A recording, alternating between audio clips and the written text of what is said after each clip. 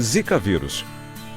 O Zika vírus é uma doença que tem preocupado cada vez mais a população e os órgãos de saúde pública pela sua incidência e suas consequências para as gestantes. Vamos entender um pouco sobre a doença e como podemos nos proteger. O Zika vírus é um flavivírus, é um vírus da família do vírus da dengue, da febre amarela e de alguns outros vírus que causam encefalite que nós temos no Brasil e em outras partes do mundo. Ele tem esse nome porque foi a primeira vez detectado numa floresta na África chamada Zika. E daí veio a infecção por Zika vírus, que era muito pouco conhecida por nós até recentemente. O Zika vírus é transmitido através da picada de um inseto. É a fêmea do mosquito do gênero Aedes aegypti, que vive em ambientes urbanos. O Aedes, os mosquitos do gênero Aedes, eles são mosquitos urbanos. São mosquitos domiciliados, então eles se criam no ambiente domiciliar ou peridomiciliar. São mosquitos de hábitos diurnos e, portanto, são mosquitos muito ariscos. E uma coisa importante é que ele só vive dentro da casa da gente. Por isso que é um grande problema. Os criadouros desse mosquito é dentro da casa da gente. E por que eles ficam dentro da casa da gente? Porque a fêmea se alimenta de sangue para ter as suas crias. E o sangue é mais perto da casa da gente que as pessoas estão. Por isso que elas ficam lá. É importante sabermos que o Culex quinquefasciatus também pode ser um potencial transmissor da doença, segundo estudos da Fundação Oswaldo Cruz de Pernambuco. Vamos diferenciar as características do pernilongo comum, conhecido como Culex quinquefasciatus, e do Aedes aegypti, transmissor do Zika vírus. Os dois mosquitos alimentam-se de sangue e açúcar, disponíveis em abundância no ambiente urbano. Enquanto o Aedes aegypti é um inseto diurno que se reproduz em água limpa, o pernilongo comum do gênero Culex prefere criadouros com alta concentração de matéria orgânica em decomposição e tem atividade estritamente noturna. Vale ressaltar mais algumas características e diferenças entre os mosquitos. Culex, pernilongo comum, tamanho de 3 a 4 milímetros, menor que o Aedes. Aedes aegypti, tamanho de 5 a 7 milímetros, maior que o Culex, dobro do pernilongo comum. Cor: Culex, marrom básico. Aedes aegypti, faixas pretas e brancas intercaladas. Hábitos: horários. Culex, noturno, ataca geralmente final da tarde e noite. Aedes aegypti, diurno, ataca geralmente pela manhã. Som: Culex, emite zumbidos. Aedes aegypti, silencioso, não emite sons. Velocidade: Culex, é lento, você consegue capturar. Aedes aegypti, é rápido e difícil de capturar. Picada: Culex, pele vermelha, coceira e calombos. Sinal na pele: Aedes aegypti, não deixa sinal na pele e sim sob a pele. Local de reprodução: Culex, reproduz em água suja e contaminada. Aedes aegypti, reproduz em água limpa ou onde acumula água de chuva. Além dessas diferenças, o mosquito Aedes aegypti transmite também outras doenças. No nosso país, de interesse, o Aedes transmite a dengue, que é a principal, a febre amarela, se houver a febre amarela urbana. Nós não temos febre amarela urbana no país há mais de 70 anos. E agora o Zika vírus e o chikungunya. São os vírus que o Aedes pode transmitir atualmente. Vamos conhecer agora um pouco mais sobre o Zika vírus. A começar pelos sintomas. O sintoma principal do Zika é pele vermelha, manchas vermelhas na pele e prurido, coceira. Junto com isso, muito característico, ele dá uma inflamação nos olhos, uma conjuntivite não bacteriana, não purulenta, e ele também pode cursar com febre, dor de cabeça, dor no corpo, uma sensação de mal-estar geral e, às vezes, mais em crianças, diarreia e irritação abdominal. Vale reforçar os sintomas: pele vermelha, manchas vermelhas, prurido, coceira, inflamação nos olhos, conjuntivite não bacteriana, febre, dor de cabeça, dor no corpo, mal-estar. E em crianças podem ocorrer diarreia e irritação abdominal. Apesar dos sintomas, muitas pessoas não sabem que contraíram a doença. pois o Zika vírus é considerado uma doença benigna, na qual seus sinais e sintomas duram em geral de 3 a 7 dias. É uma doença de pouca importância clínica. As pessoas frequentemente nem sabem que tiveram a doença, a não ser pelas manchas que aparecem no corpo. Os sintomas causados pelo Zika vírus podem ser parecidos com o de outras doenças transmitidas pelo Aedes aegypti. O Zika vírus pode ser confundido com outras doenças febris causadas por vírus da família Flavivírus. Ele é muito parecido com a dengue. O que diferencia um do outro clinicamente, a dengue dificilmente dá conjuntivite, que o Zika vírus dá com frequência, e a dengue dá uma sensação de mal-estar, de moleza muito mais intensa do que o Zika vírus. Ele também pode ser confundido com o chikungunya. Aí a diferenciação do chikungunya é que a manifestação de dor no corpo, dor articular no chikungunya, é muito mais frequente, muito mais intensa do que nas outras infecções. Mas é necessário o recurso de um especialista para fazer o diagnóstico diferencial. É difícil e mesmo os especialistas podem errar o diagnóstico só em bases clínicas. Outra dúvida comum: todas as pessoas picadas são infectadas e contraem a doença?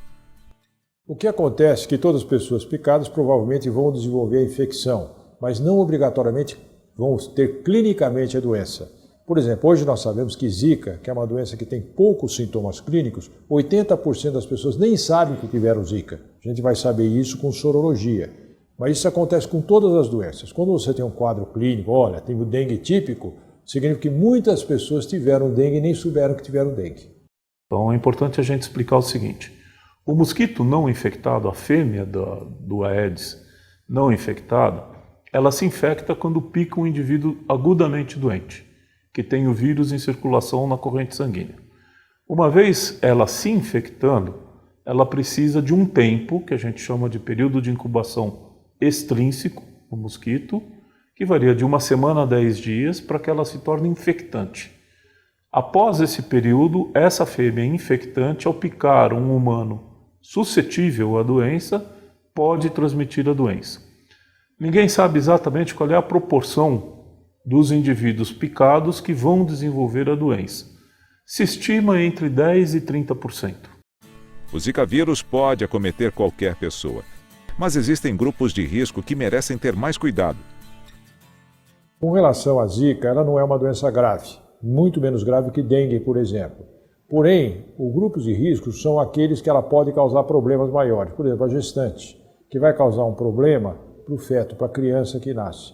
Principalmente se for no primeiro trimestre da gestação, na fase que a criança está se formando, os órgãos estão se formando, ela pode dar a microcefalia, que pode levar a uma diminuição do cérebro, e a pessoa pode ter problemas para o resto da vida quando nasce. Mas pode acontecer dela ter em outras fases de gestação outras doenças que nós só vamos saber depois. Com a rubéola, a toxoplasmose, por exemplo, que dá a mesma coisa, nós soubemos depois que as pessoas podem ter surdez, podem ter deficiência auditiva, que às vezes só descobre na escola.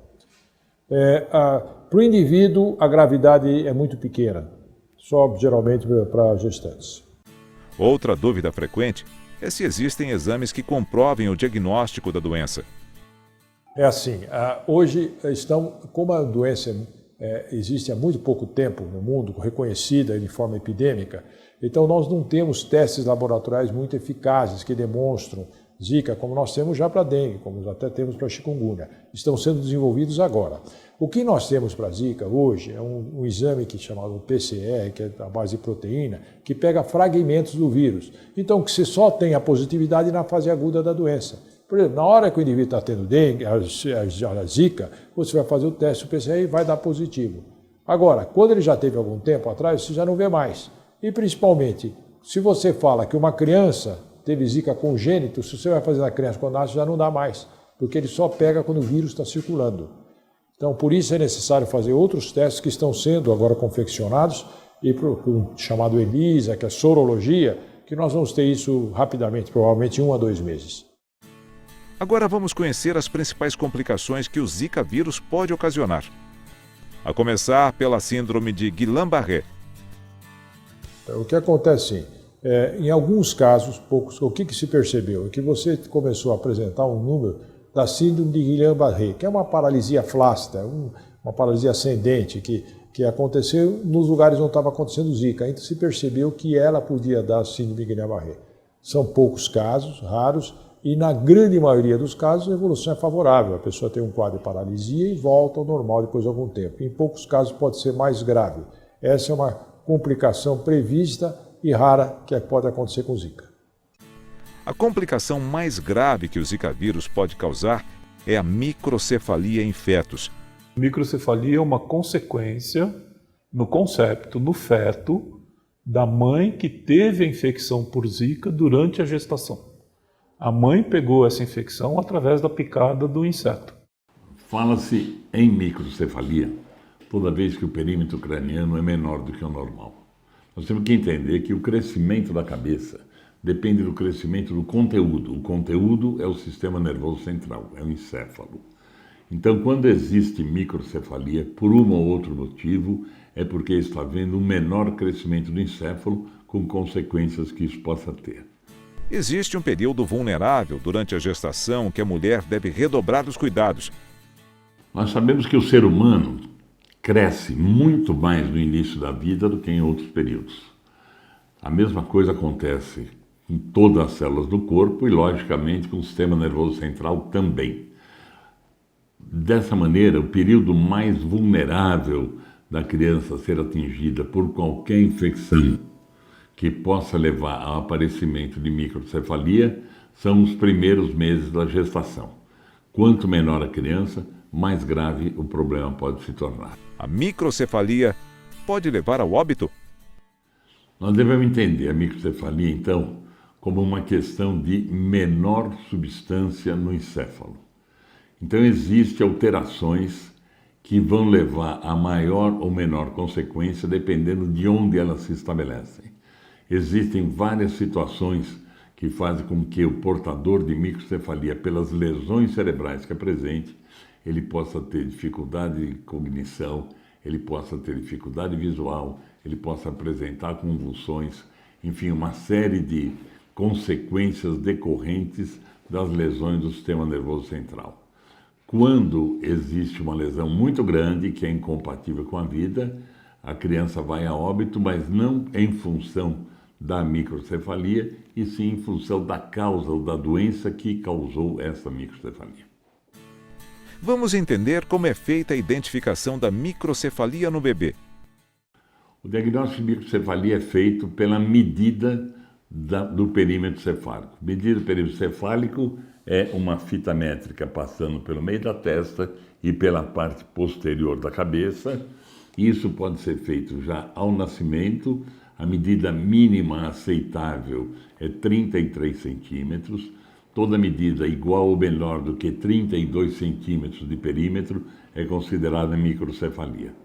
A gente sabe também que existe um crescimento acentuado do perímetro cefálico nos primeiros meses de vida e que no final do primeiro ano de vida a criança vai ter entre 46 e 48 centímetros de perímetro cefálico. Então, se ela tiver um perímetro crescendo menos do que isso, deve-se levantar a suspeita de alguma lesão, fazendo com que o encéfalo dela cresça menos do que deve. O diagnóstico da microcefalia pode ser realizado em exames médicos durante a gravidez. É possível que se detecte microcefalia no pré-natal pelo ultrassom. O ultrassom fornece medidas exatas de perímetro cefálico e, com isso, o ultrassonografista e o obstetra podem chegar à conclusão da causa dessa microcefalia. Aí deve ser feita a investigação de causas infecciosas ou de outras doenças como síndrome de Down e algumas que podem correr junto com a microcefalia, e a pesquisa da causa dessas doenças pode levar então ao diagnóstico.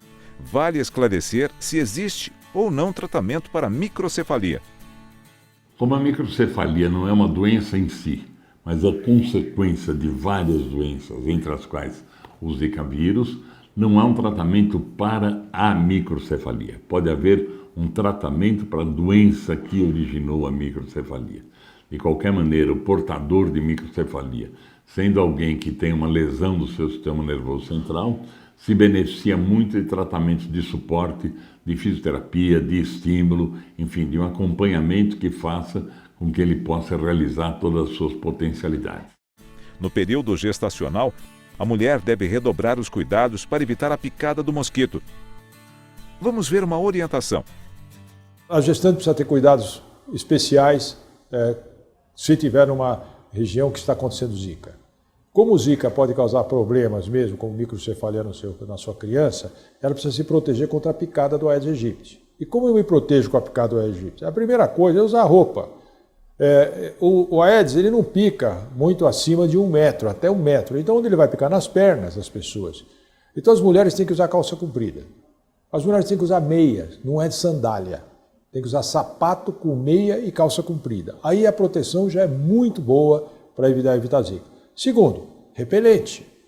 Repelentes para evitar a picada do Aedes. Por exemplo, as pessoas querem ir passar o carnaval em Recife, onde está tendo muito Zika. Tem que se proteger. Nada contrário a que vá, mas se proteja, principalmente a gestante. Né? Se proteger para evitar adquirir Zika. É possível a proteção, sim. Agora, é um mosquito chato, ele pulula em cima da gente e pica durante o dia. Mas geralmente dentro das casas das pessoas, em ambientes mais fechados. Toda gestante deve se submeter a exames laboratoriais no pré-natal, com a finalidade de excluir uma série de doenças infecciosas, deve se prevenir contra a possibilidade de aquisição de outras doenças, como é o caso do vírus Zika, deve se abster absolutamente de drogas e de álcool durante a gestação e, com isso, a gente espera que todas as gestações terminem de maneira muito feliz. É importante informar para as mulheres que estão no período de amamentação que a microcefalia não é transmitida pelo aleitamento materno. Outra dúvida que merece ser esclarecida é se a mulher que teve Zika vírus antes de engravidar fica imune à doença. A mulher que alguém que já teve Zika antes, uma mulher que teve Zika na fase de juventude, muito provavelmente ela estará imune a uma nova infecção por Zika. Então, na teoria, ela estará protegida contra a malformação congênita. Isso comparando com doenças que transmitem, dão microcefalia, como rubéola. Por exemplo, se a mulher teve rubéola antes de ficar grávida, ela não vai ter uma formação congênita. Provavelmente Zika é a mesma coisa, mas para a gente escrever a história de Zika, nós vamos ter que esperar algum tempo, porque nós não conhecemos ainda muito tudo o que pode acontecer com Zika.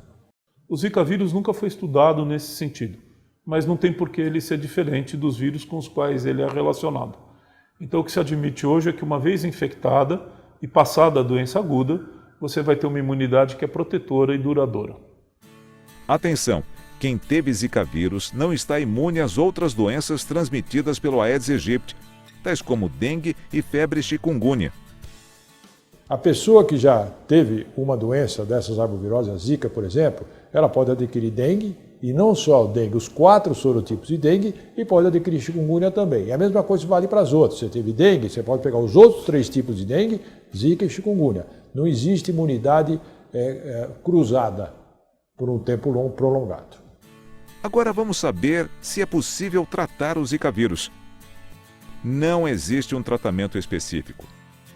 Os cuidados dos casos sintomáticos recomendados são baseados no uso de antitérmicos para o controle da febre e manejo da dor, e também com muita hidratação e repouso. E vale uma orientação sobre a automedicação.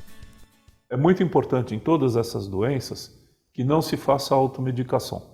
Em algumas dessas condições, medicamentos corriqueiros que nós usamos para tratar dor e febre podem ser bastante prejudiciais à saúde. Então, o recomendado é que se procure um médico, um especialista, faça o diagnóstico correto e tenha orientação terapêutica adequada. A melhor forma para se combater o Zika vírus é através da prevenção, acabando com os criadouros do mosquito transmissor. Vamos reforçar algumas das principais medidas que devemos adotar no dia a dia para evitar acúmulo de água onde o Aedes aegypti se reproduz. Elimine os pratos de vasos de plantas ou coloque areia grossa até sua borda. Evite plantas aquáticas, cultive-as na terra. Procure não ter bromélias em casa e no seu jardim. Elas acumulam água. Deixe garrafas com a boca para baixo e outras embalagens recicláveis em locais cobertos. Jogue cloro na água da piscina quando em uso e deixe-a coberta. Feche bem a caixa d'água da sua casa. É importante que as tampas e as caixas não tenham rachadura ou furos. Faça furos nos pneus para não acumular água dentro deles ou guarde-os num lugar coberto. Não deixe brinquedos na chuva. Eles podem ter partes que acumulam água. Se você usa tanques ou baldes para armazenar água, lave-os toda semana com sabão e escova, esfregando bem toda a superfície. Remova periodicamente as folhas que se acumulam nas calhas. Retire ou cimente os cacos de vidro dos muros. Eles também podem juntar água. Troque a água diariamente de bebedouros de animais e lave e escove 2 vezes por semana. Não jogue lixo na rua, terrenos baldios e córregos. Fique sempre atento. Elimine qualquer fonte de água parada. Agora, vamos ver uma recomendação quanto ao uso de repelentes. Existem repelentes melhores que outros.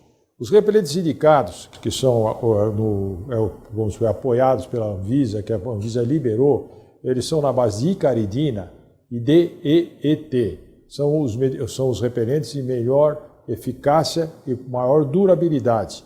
Que outros, ele tem a proteção por 1 a 2 horas, então você não vai ficar passando repelente cada 2 horas, se você está vivendo numa região que tem. Então agora, esses com a base de icaridina e DEET, você pode usar até 1 ou 2 vezes por dia que está a proteção total. Um mito que deve ser esclarecido é quanto à vitamina de complexo B. Complexo B não funciona como repelente para Aedes aegypti, então não é recomendado tomar suplementação vitamínica com a intenção de repelente. É melhor usar um dos produtos à base de DEET, icaridina ou picaridina e óleos vegetais como a citronela, por exemplo, na pele, ou nas roupas, ou nos móveis, nas portas de casa, enfim.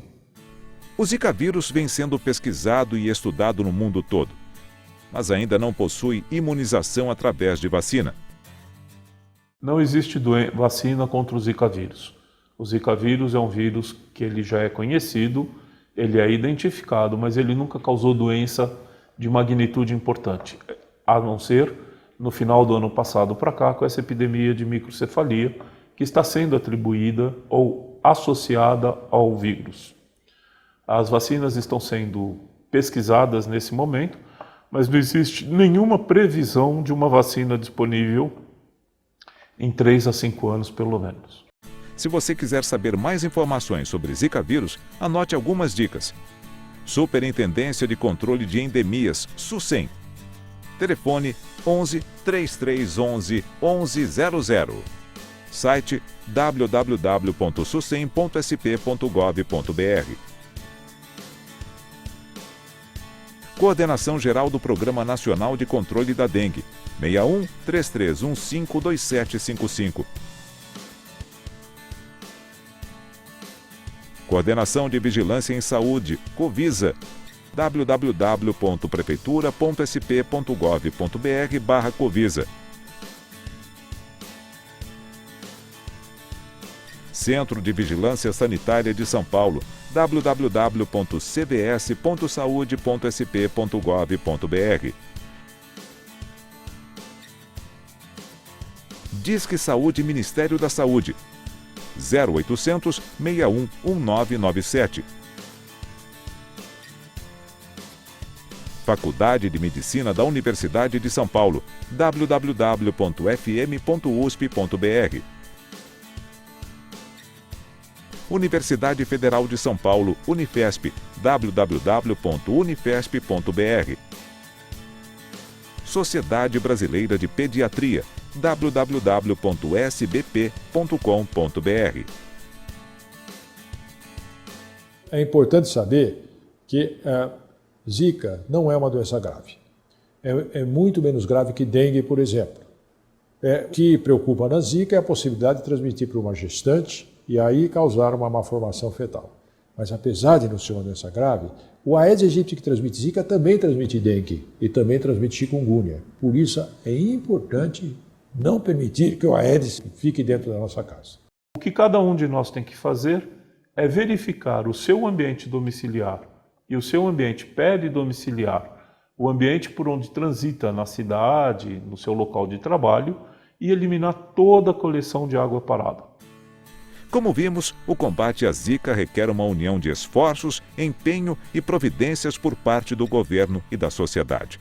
Eliminar os criadouros do mosquito transmissor do vírus é uma medida eficaz, porém necessita de cuidado permanente o ano todo.